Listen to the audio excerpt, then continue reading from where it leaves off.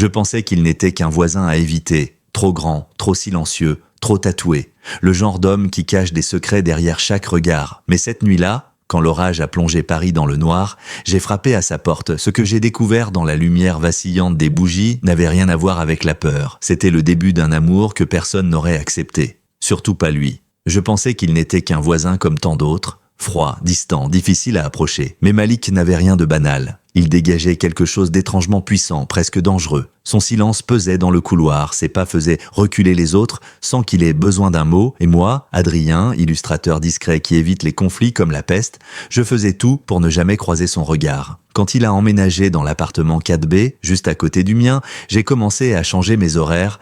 J'attendais qu'il parte avant de sortir les poubelles. J'écoutais attentivement les bruits dans le couloir avant de prendre l'ascenseur. Ce n'était pas de la peur au sens classique, c'était une sorte de pression étrange, une présence trop intense pour quelqu'un comme moi. Et je ne savais rien de lui, à part son prénom, inscrit sur sa boîte aux lettres en lettres majuscules, Malik. Mais cette nuit-là, Paris a basculé dans un silence noir, brisé seulement par les grondements du tonnerre. Une tempête imprévue a coupé l'électricité dans tout l'immeuble, mon téléphone à 6%, mon ordinateur déjà mort, et une commande urgente a terminé. J'ai paniqué, il me fallait une source d'énergie, vite. Et le seul voisin dont je connaissais, ne serait-ce que le prénom, c'était lui. Je suis resté figé devant sa porte pendant de longues secondes, j'avais le poing levé sans oser frapper. Et quand enfin mes phalanges ont effleuré le bois, la porte s'est ouverte presque immédiatement, comme s'il m'attendait. Malik se tenait là, éclairé par une simple bougie derrière lui. Pas un mot. Son regard m'a traversé comme une lame, puis il a froncé légèrement les sourcils, surpris sans doute de me voir là, moi,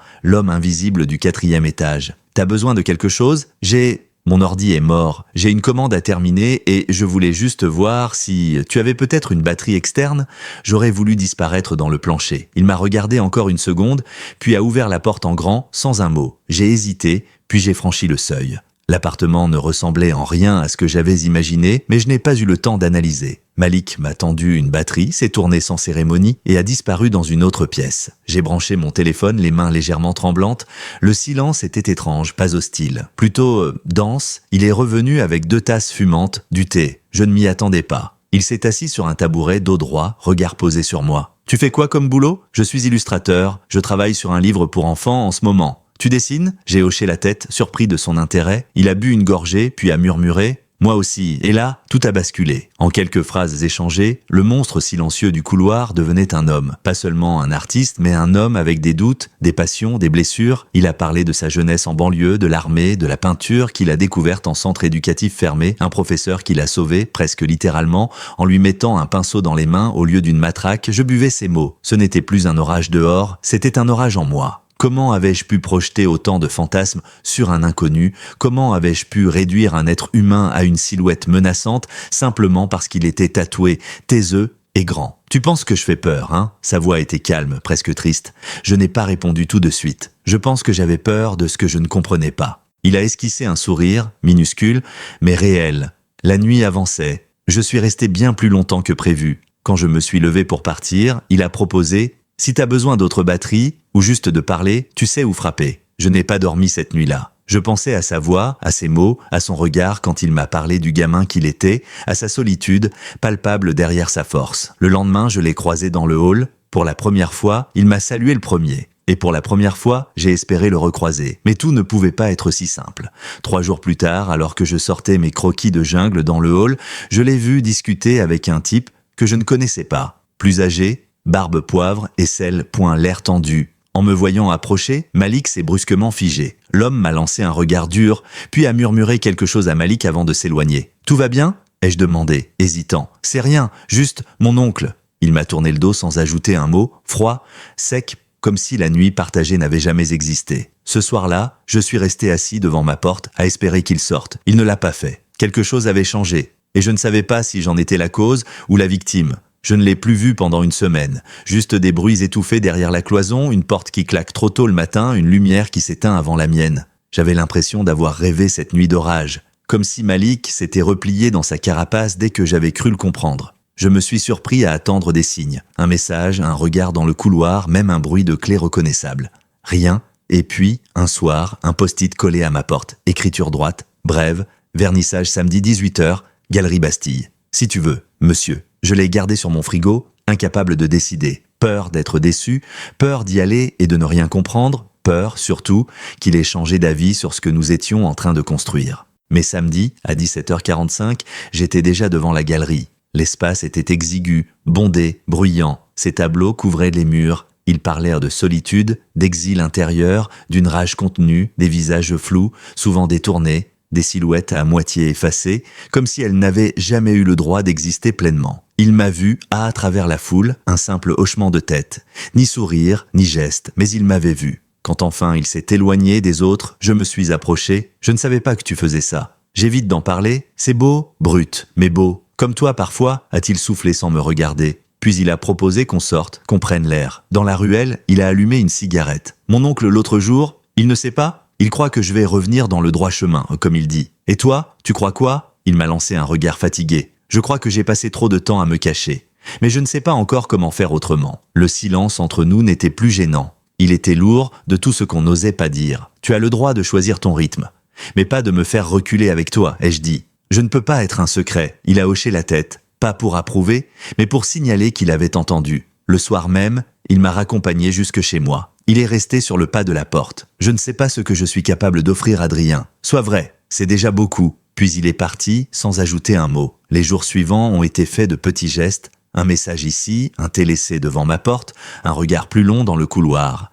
Et puis, cette invitation à une soirée du lycée où il enseignait. C'est une formalité, mais j'aimerais que tu sois là. Ça me ferait plaisir. Je ne savais pas s'il voulait me présenter ou se rassurer, mais j'ai accepté. J'avais envie d'y croire. La soirée était bruyante, un cocktail banal d'enseignants, de conversations superficielles et de sourires figés. Malik semblait dans son élément, jusqu'à ce qu'un collègue s'approche, le genre de type qui rit trop fort et touche l'épaule sans invitation. Tiens, voilà notre artiste incompris. Et c'est qui, le garçon qui l'accompagne? Il est mignon? Ton neveu? Ton protégé? Rire. Malik a figé. Un ami, a-t-il lâché. Rien d'autre. J'ai senti mon estomac se contracter. Les mots résonnaient plus fort que le vacarme ambiant. Rien d'autre. Je suis resté jusqu'à la fin du repas, sans goût, sans chaleur. J'ai souri par réflexe, j'ai écouté sans entendre. Le trajet du retour s'est fait dans silence. Devant mon immeuble, il a tenté un mot. Je voulais éviter une scène. Tu comprends? Non? Je comprends que tu as honte et que je suis celui que tu caches quand ça t'arrange. Il a voulu répliquer, mais j'avais déjà monté les marches. Je n'ai pas pleuré. Pas tout de suite. Mais j'ai senti quelque chose se casser. Le lendemain, pas un mot. Les jours ont passé et Malik s'est effacé comme une ombre.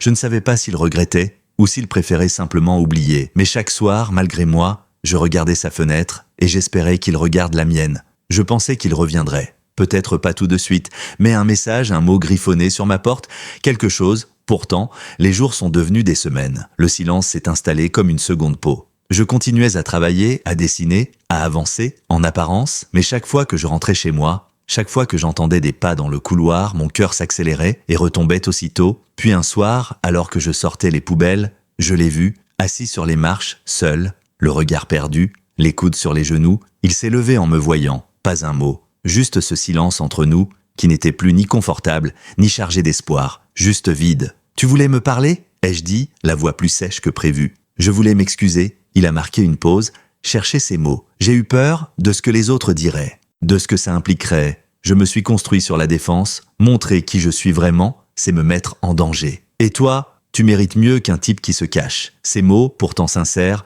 ne faisaient que raviver la blessure. Ce n'est pas à moi de te guérir, Malik. Tu veux être vu, aimé, compris? Commence par ne pas fuir ceux qui t'y voient déjà. Il a hoché la tête, tristement, comme s'il savait qu'il arrivait trop tard. Ce soir-là, je suis rentré sans me retourner et pendant plusieurs jours, plus rien. Plus de messages, plus de regards. Il avait compris, ou décidé, mais l'histoire ne s'arrêtait pas là. 3 semaines plus tard, j'ai reçu une invitation par email, un vernissage collectif. Mon nom était sur la liste des artistes exposés. Je n'avais rien soumis. Intrigué, j'ai appelé la galerie. On m'a répondu que c'était Malik qui avait proposé mes dessins, mes illustrations d'animaux, mes scènes de jungle. Il avait tout préparé. Imprimé, encadré, signé en mon nom, sans rien dire. Je me suis rendu à l'exposition. Mes œuvres étaient là, accrochées au mur, et au milieu de la pièce, un tableau, signé de sa main, intitulé « L'absent ». On y voyait une silhouette de dos, debout devant une porte fermée. La mienne. Il m'a aperçu depuis le fond de la salle, il s'est approché, lentement, Je n'ai pas su te garder, mais je veux que le monde voie ce que tu crées. Je n'ai pas su quoi répondre, une partie de moi voulait le frapper, une autre voulait l'embrasser. Ce n'est pas suffisant, Malik. L'amour ne se vit pas dans les galeries. Je sais, mais c'est là que je commence à apprendre. Il m'a tendu une enveloppe, à l'intérieur, une lettre manuscrite. Je ne sais pas encore comment aimer sans me défendre, mais je veux apprendre, même si tu n'es plus là pour me guider. Je suis parti sans un mot. Ce soir-là, j'ai pleuré pour la première fois. Pas de colère, pas de honte, juste de chagrin. Parce qu'on avait laissé quelque chose de beau s'effondrer. Et que parfois, même l'amour sincère n'arrive pas à réparer les failles qu'on traîne depuis l'enfance. Un mois s'est écoulé depuis la dernière exposition. Depuis ce tableau qu'il avait intitulé « L'absent », j'avais essayé de l'oublier, de reprendre ma vie, de me convaincre que certaines histoires, aussi fortes soient-elles, ne sont pas faites pour durer. Mais oublier Malik, c'était comme oublier une saison. Il revenait dans mes pensées, dans mes gestes, chaque fois que je dessinais, chaque fois que je passais devant la galerie Bastille ou que j'entendais un orage au loin, il revenait. Et puis, un matin, un mail inattendu de lui point sobre. Je participe à l'exposition Identité en transition à la galerie Saint-Lazare, c'est important.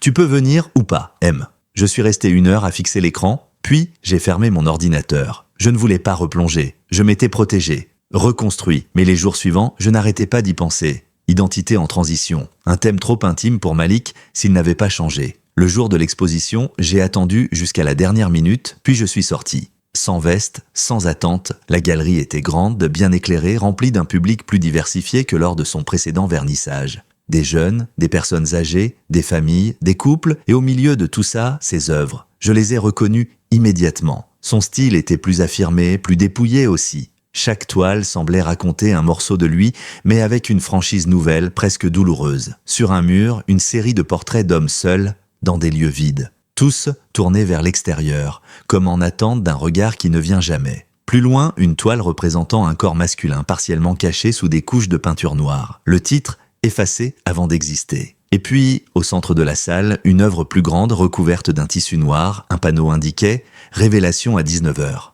Les gens chuchotaient, certains devinaient qu'il s'agissait d'un autoportrait. D'autres parlèrent d'un projet personnel. Et moi, je n'arrivais plus à respirer. À 18h58, Malik est entré, il portait un costume sobre, ses tatouages visibles. Son regard traversait la pièce avec une détermination que je ne lui avais jamais connue. Il a pris la parole sans micro, pas besoin, la pièce s'est tue naturellement. Je m'appelle Malik, je suis artiste, et pendant longtemps, j'ai caché qui j'étais. Par peur, par habitude, par loyauté envers des silences imposés, il a marqué une pause, son regard s'est brièvement posé sur moi. J'ai appris à me taire, à me camoufler, à faire croire que j'étais entier alors qu'il manquait des morceaux. Aujourd'hui, je ne veux plus me taire. Il a tiré le tissu noir. Le tableau a été dévoilé dans un silence absolu. On y voyait 2 silhouettes, l'une face à l'autre. L'une massive, sombre, tatouée. L'autre fine, claire, fragile.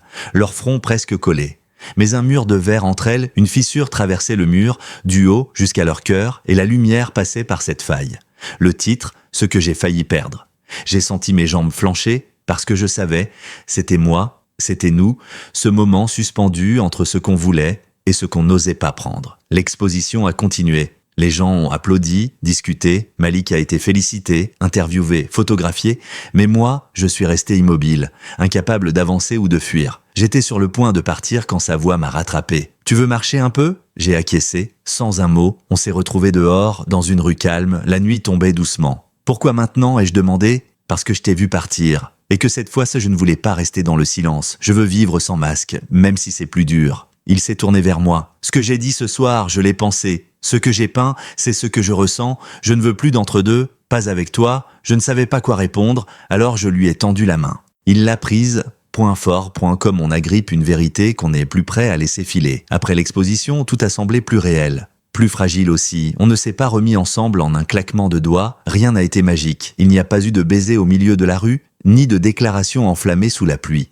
Non. Il y a eu des silences, des maladresses, des hésitations, mais aussi des gestes simples, des cafés partagés, des messages honnêtes, des regards plus francs. Malik avait changé, lentement, mais profondément. Et moi, je n'étais plus le même non plus, moins en attente, plus lucide. J'avais appris à poser des limites, à dire ce que je ressentais sans me perdre dans l'autre. Un soir, alors qu'on rentrait ensemble du marché, il m'a proposé de monter chez lui, ce qu'il n'avait plus fait depuis des mois. L'appartement était presque identique, mais quelque chose avait bougé. Plus de lumière, une photo encadrée de ses parents sur une étagère et une toile inachevée sur un chevalet. Il ne l'a pas caché cette fois. « Tu veux dîner ici » a-t-il demandé. « Seulement si tu cuisines ?» Il a ri. Ce son, je ne l'avais pas entendu depuis des siècles. Pendant qu'il préparait le repas, je me suis assis à la table et je l'ai observé, il était concentré, calme, moins tendu que par le passé, comme si enfin il respirait. J'ai parlé à mon oncle, m'a-t-il dit sans lever les yeux. Et il m'a dit que je faisais honte à la famille, que j'étais faible. Silence. Et tu lui as répondu quoi ? Que je n'avais plus envie d'appartenir à une famille qui m'effaçait, je n'ai pas su quoi dire. Alors, j'ai posé ma main sur la sienne. Il ne l'a pas retirée. Ce soir-là, nous avons mangé, parlé, ri un peu. Et quand la nuit est tombée, je suis resté, pas pour fuir la solitude, mais parce que j'étais à ma place. Dans les semaines qui ont suivi, les choses se sont stabilisées. Nous n'étions pas un couple parfait. Nous avions encore des doutes, des blocages, mais nous apprenions, à deux, lentement. Puis un matin, Malik est entré dans mon atelier avec une boîte sous le bras. « C'est pour toi. » À l'intérieur, un carnet à spirale. Sur la première page, un croquis. Moi, assis à ma table de travail, concentré, heureux. « Je veux faire un projet avec toi, » a-t-il dit. « Quel genre ? Un livre ? Sur la peur, la honte ? Est-ce qu'on construit malgré elle ? Nous avons commencé à travailler ensemble. D'abord à tâtons, puis avec plus de fluidité. Il peignait, j'écrivais, il gribouillait des idées, je les transformais en scène, c'était nouveau, intense, parfois frustrant, mais c'était nous. Le projet s'appelait « Résilience », un mot simple mais chargé. Comme nos histoires. Quand le livre a été terminé, nous avons organisé une lecture publique dans une petite librairie du Marais. Une 50aine de personnes, pas plus, mais l'émotion dans la salle était palpable. À la fin, un jeune homme était venu nous voir. 17, peut-être 18 ans, regard nerveux, voix tremblante. « Merci. Je ne savais pas qu'on pouvait écrire des trucs comme ça, que deux hommes pouvaient être vrais et beaux, sans que ce soit une blague ou un drame. Je l'ai regardé s'éloigner avec un poids de moins sur les épaules et j'ai senti Malik essuyer discrètement une larme. Après ça, nous avons été invités à participer à des ateliers dans des lycées, des centres sociaux, pas pour raconter notre histoire, mais pour écouter celle des autres. Et petit à petit, ce qu'on croyait être une fin est devenu un point de départ. Un an plus tard, un dimanche matin, alors que nous prenions notre café sur le balcon, Malik m'a tendu une petite boîte, sobre ou sans ruban. Ce n'est pas une demande officielle, pas un genou au sol ni une fanfare. Alors c'est quoi ? Il a ouvert la boîte, 2 anneaux en acier noir. C'est un pacte, pas de promesses éternelles, juste une envie d'avancer ensemble. Tant qu'on le pourra, je n'ai pas répondu tout de suite. J'ai regardé Paris, encore endormi, baigné de lumière pâle, puis je lui ai tendu la main. D'accord, mais à une condition. Laquelle ? Que tu continues à peindre ce que tu ne peux pas dire, et que tu me laisses écrire ce que je n'ose pas montrer. Il a souri, et c'était suffisant. Nous ne sommes pas devenus un modèle, nous ne nous sommes pas affichés partout. Nous avons simplement continué à être vrais, à nous tromper parfois, à nous rattraper souvent. Et chaque fois que je passe devant la porte 4B, je pense à ce soir d'orage, à ce garçon que j'étais, terrifié, curieux et prêt, sans le savoir, à aimer quelqu'un qu'il ne comprenait pas encore. La résilience, ce n'est pas guérir, c'est choisir chaque jour de ne pas laisser les blessures diriger notre vie. Et moi, chaque jour, je choisis Malik.